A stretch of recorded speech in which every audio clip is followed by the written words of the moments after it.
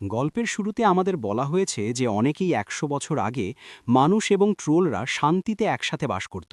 তারপর ধীরে ধীরে ইউরোপে খ্রিস্ট ধর্ম ছড়িয়ে পড়ে। দিন চলে গেছে এবং এখন মানুষ পুরনো পথ থেকে মুখ ফিরিয়ে নিচ্ছে। নরওয়ের রাজা ওলফ তার সৈন্যদের নির্দেশ দিয়েছিলেন যে গুহা থেকে ট্রোলদের বের করে দেওয়ার নির্দেশ দিল, এটিকে রোদে বের করে সূর্যের অতিবেগুনি রশ্মিতে ভিজিয়ে রাখুন। আলো তাদের সবাইকে পাথরে পরিণত করল। সৈন্যরা সারা দেশে ট্রোল শিকার করে হত্যা করেছে এবং পরিশেষে ট্রোলরা খ্রিস্ট ধর্মের সাথে সম্পর্কিত সব কিছুর বিরুদ্ধে। ভয় ঢুকে পড়েছে।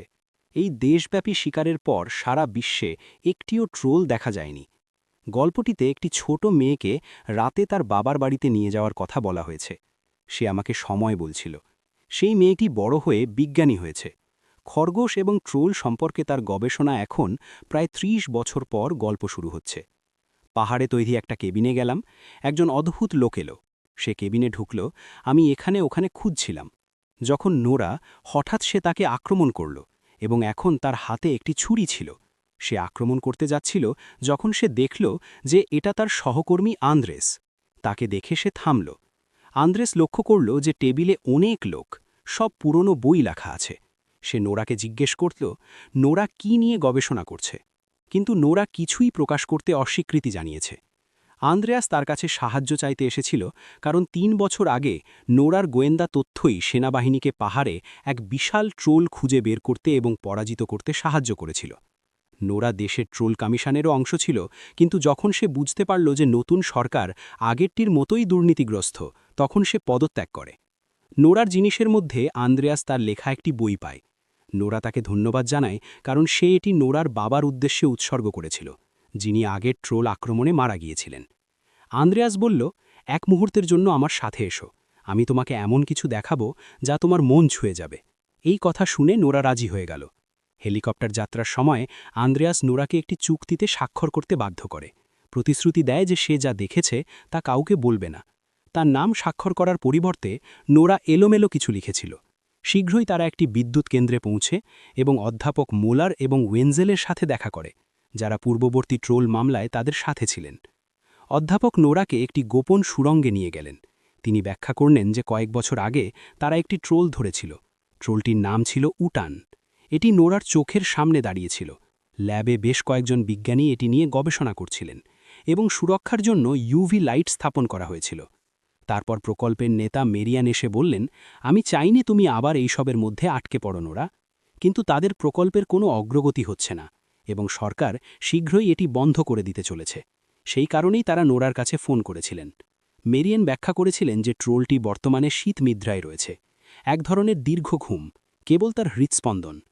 ট্রোলের ডিএনএ পরীক্ষা করার পর দেখা গেল যে ডিএনএ মানুষের চেয়ে উদ্ভিদের সাথে বেশি সাদৃশ্যপূর্ণ। কিছুক্ষণ পরে আন্দ্রেয়াস নোরাকে একটি সিগারেট খেতে দিলেন। তিনি আন্দ্রেয়াসকে সেই মহিলার সাথে পরিচয় করিয়ে দেন, যিনি পূর্ববর্তী ট্রোল আক্রমণের সময় তার সাথে ছিলেন।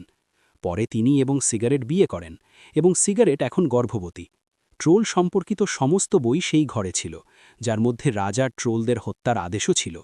এই নথির একটি অংশ অনুপস্থিত, তবে এটি স্পষ্ট ছিল যে ট্রোলদের আইনত দেশ থেকে বহিষ্কার করা হয়েছিল। সকলেই বিশ্বাস করতেন যে নরওয়েতে অনেক ট্রল লুকিয়ে আছে এবং তাদের নোরার সাহায্যের প্রয়োজন। তারপর নোরা বলল যে সে বাথরুমে যাচ্ছে, কিন্তু বাস্তবে সে উত্তনের ঘরে লুকিয়ে আছে। সে দ্রুত লিফটে উঠে ওপরে পৌঁছেছে। সে আলতো করে ট্রলের নাক স্পর্শ করে গান গাইতে শুরু করে। প্রথমে কিছুই হয়নি, কিন্তু হঠাৎ কম্পিউটারের হৃৎস্পন্দন বদলে গেল।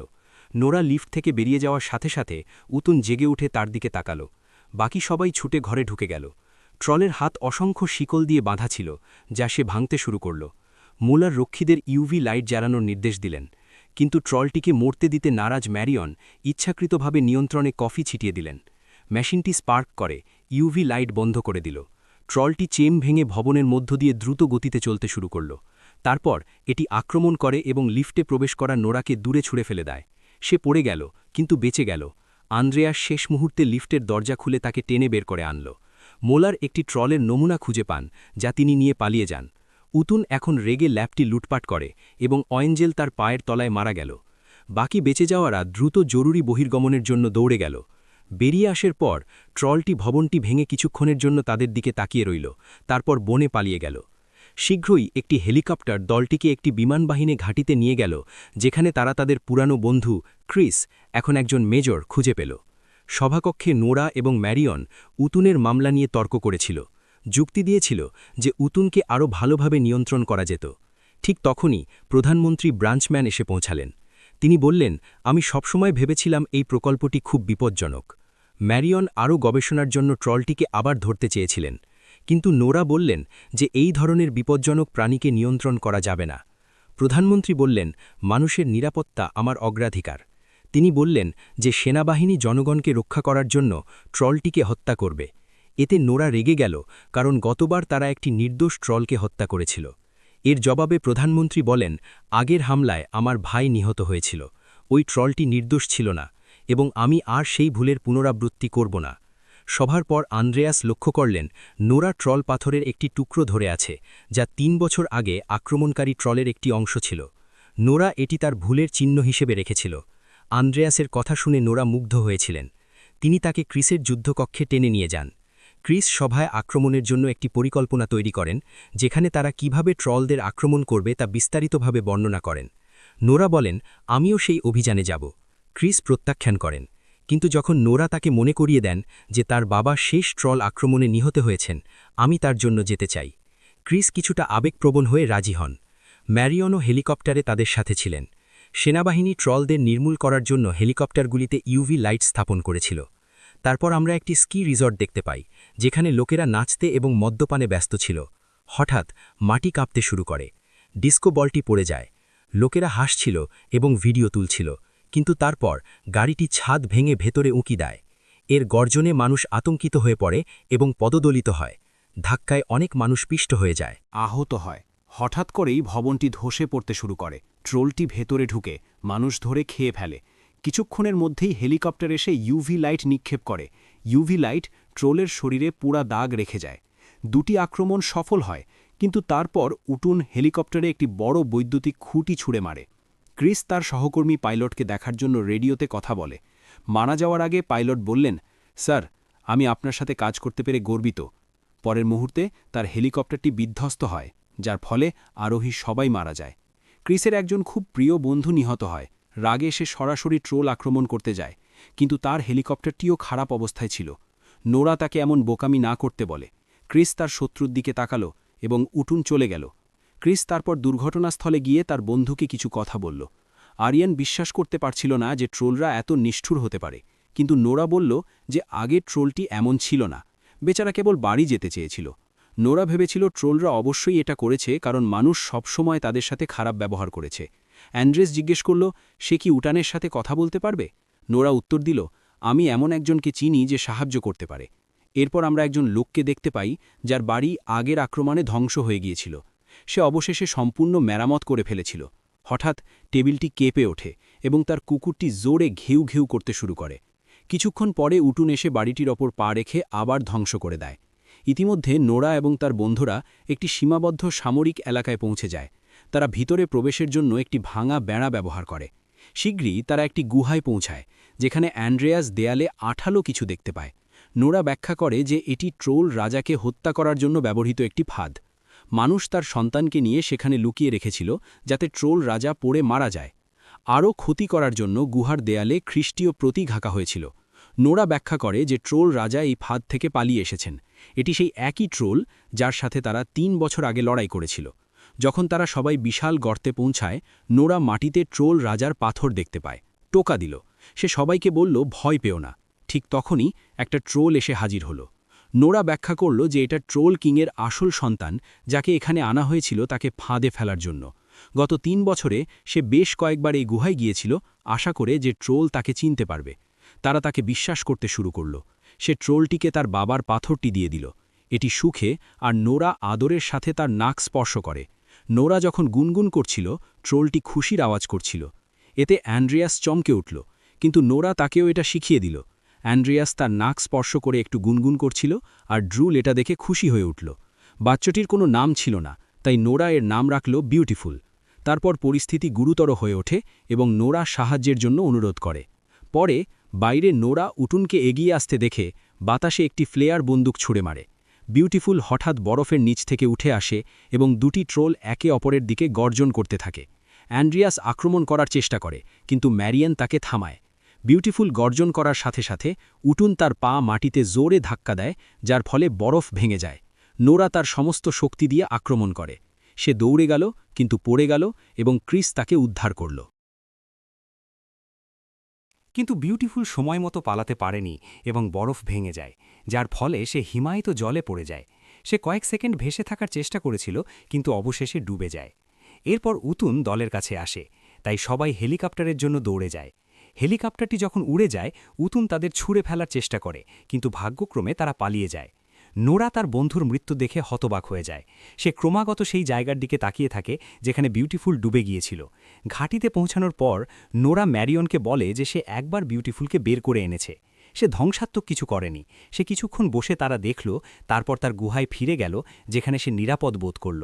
তারা সবাই একটি মানচিত্রের দিকে তাকালো, যেখানে উতুন যে পথটি নিয়েছিল তা দেখানো হয়েছে। ম্যারিয়ন ব্যাখ্যা করলেন যে এই পথটিকে তীর্থযাত্রীর পথ বলা হয়, যা উত্তরে নিদারসের দিকে নিয়ে যায়। নোরা তার নোটগুলি পরীক্ষা করে তার বাবার গল্পগুলি মনে রাখল। সেই সময়ে নিদারস ছিল রাজা ওলফের শাসনাধীন রাজ্যের রাজধানী। এর অর্থ হল উতুন প্রতিশোধ নিতে চেয়েছিল। এখন সে ব্যাখ্যা করার পর তারা নোরার বাবার পুরনো বন্ধু এস্থার নামে এক মহিলার সাথে দেখা করে। এস্থার তাদের নিদারস ক্যাথেড্রাল দেখান, যা 1000 থেকে 1300 সালের মধ্যে নির্মিত হয়েছিল এবং পরে এর নামকরণ করা হয়েছিল নরওয়ের হৃদয়। সেই সময় এটি এক ধরনের গির্জা সদর দপ্তর ছিল। ক্রিস গির্জায় প্রবেশের সময় তার অস্ত্র বাইরে রেখে এসেছিলেন। নোরা ব্যাখ্যা করেছিলেন যে তিনি রাজা ওলফের সমাধি দেখতে চেয়েছিলেন। এটি করার জন্য এস্থার তাদের একটি ভূগর্ভস্থ সুড়ঙ্গে নিয়ে যান। এস্থার বলেন, আমি সবসময় ভাবতাম কেন চার্চ রাজা ওলফকে হত্যা করেছিল, যেহেতু তিনি তাদের কাছে এত গুরুত্বপূর্ণ ছিলেন। সম্ভবত তাদের মধ্যে ঝগড়া হয়েছিল। শীঘ্রই তারা একটি খালি ঘরে পৌঁছে গেল। এস্থার ব্যাখ্যা করেছিলেন যে লোকেরা বছরের পর বছর ধরে সমাধিটি খুঁজছিল, কিন্তু কিছুই পাওয়া যায়নি। মারিয়ান গুহার মতো দেয়ালে একই চিহ্ন দেখতে পান। এটি দেখে তারা সেখানে অনুসন্ধান শুরু করেন। তারা দেয়ালে ওলফের একটি চিত্রকর্ম দেখতে পান। আন্দ্রেয়াস তাকে স্পর্শ করার সময় একটি ছোট টুকরো পড়ে যায়, যা ওলফের পেটে একটি গর্ত প্রকাশ করে। এস্থারের মনে পড়ে যে মৃত্যুর আগে শেষ যুদ্ধে ওলফ পেট, পা এবং ঘাড়ে আহত হয়েছিল। তারপর সে সেই দাগগুলিতে একটি ছোট কাগজের টুকরো রাখল।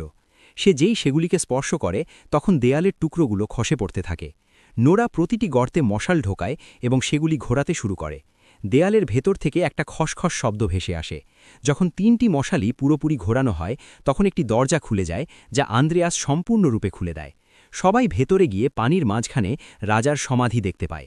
নোরা সমাধি খুলতে চেয়েছিল, কিন্তু এস্থার বলল যে এটা করা রাজার অপমান হবে। যাই হোক, নোরা বলল যে এটা গুরুত্বপূর্ণ নয়, এটা জরুরি অবস্থা। একসাথে তারা ভারী ঢাকনাটি সরিয়ে ফেলল। ভেতরে ওলাফের কঙ্কাল ছিল, হাতে একটি রূপালী তরবারি।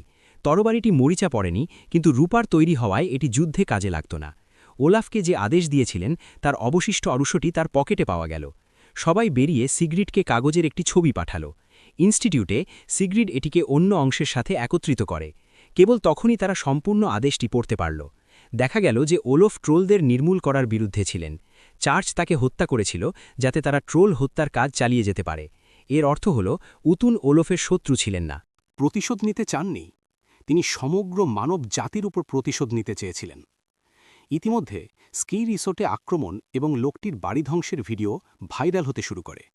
এই ট্রোলের ভিডিও এখন বিশ্বব্যাপী মিডিয়া আউটলেটগুলিতে প্রচারিত হচ্ছে। অন্যান্য দেশের সরকারগুলি আতঙ্কিত হতে শুরু করে। সবাই বলছিল যে এই ধরনের প্রাণীদের বাঁচতে দেওয়া উচিত নয়, তারা মানবতার জন্য হুমকি। ইতিমধ্যে প্রধানমন্ত্রী ব্রিঞ্চম্যান একটি সংবাদ সম্মেলনের জন্য এসে বললেন, পিলগ্রিমস রুটে বসবাসকারী সকলে দয়া করে আপনার বাড়িঘর খালি করুন। কিন্তু যখন সাংবাদিকরা জিজ্ঞাসা করলেন, মানুষকে সরিয়ে নেওয়া সমাধান নয়, আপনার পরিকল্পনা কি, প্রধানমন্ত্রী কোনো উত্তর দিতে পারেননি।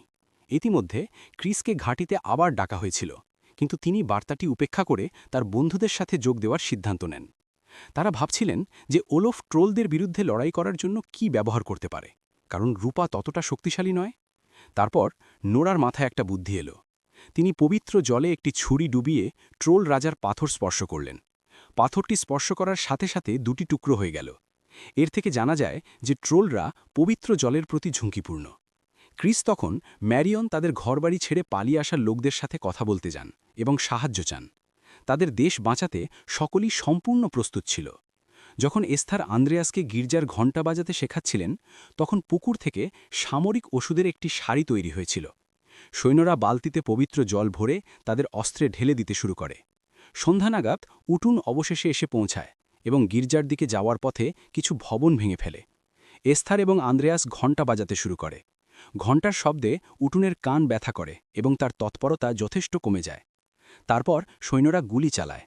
পবিত্র জলে ডুবে থাকা গুলি উটুনের শরীরে আঘাত করলে সে ধীরে ধীরে আরও বেশি ব্যথা পেতে থাকে। এখন রাগে ক্ষিপ্ত হয়ে উটুন একটি বড় গাছ তুলে গির্জার দিকে ছুঁড়ে মারে। ঘণ্টা ভেঙে যায়, কিন্তু আন্দ্রেয়াস এবং এস্থার কোনোভাবে সময়মতো পালিয়ে যেতে সক্ষম হয়। সৈন্যরা গুলি চালিয়ে যায়, কিন্তু পবিত্র জল তাদের প্রত্যাশার মতো শক্তিশালী ছিল না। এত কিছুর পরেও উটুন এগিয়ে যেতে থাকে। ক্রিস তখন একই সাথে মাটিতে লাগানো বেশ কয়েকটি বোমার বিস্ফোরণ ঘটায়। এবার ট্রোলটি উল্লেখযোগ্যভাবে ক্ষতিগ্রস্ত হয়েছিল, কিন্তু এটি এখনও জীবিত ছিল। সুন্দরী তখনও জলে ডুবেছিল। এটি উটুনের পায়ের নিচে আটকে ছিল। ক্রিস হেলিকপ্টারটি ঘুরিয়ে চোলের চারপাশে ঘুরিয়ে দিল, কিন্তু হঠাৎ বোমাটি বেরিয়ে আসতে শুরু করে। শেষ মুহূর্তে আন্দ্রেয়াস এটি ধরতে সক্ষম হয়, কিন্তু এটি সক্রিয় করার জন্য রিমোটটি পড়ে যায় এবং ভেঙে যায়। এখন বোমাটি বিস্ফোরণের একটিমাত্র উপায় ছিল, একটি গ্রেনেড। কিন্তু কাউকে বোমাটি নিয়ে নিচে নামতে হয়েছিল। এই কথা শুনে আন্দ্রেয়া বুঝতে পারল যে তাকে কি করতে হবে। সে সিগারেটকে ফোন করে শেষবারের মতো বিদায় জানাল, কিন্তু কলটি শেষ হওয়ার আগেই সংযোগ বিচ্ছিন্ন হয়ে যায়। সেই মুহূর্তে বিউটিফুল অজ্ঞান হয়ে যায় এবং নোরা এবং মেরিয়নের গুলি ফুরিয়ে যায়। মেরিয়ন পালিয়ে যায়, কিন্তু নোরা হাল ছাড়তে রাজি হয় না। তারপর হেলিকপ্টারটি উতুনের মাথার ওপর দিয়ে চলে যায়।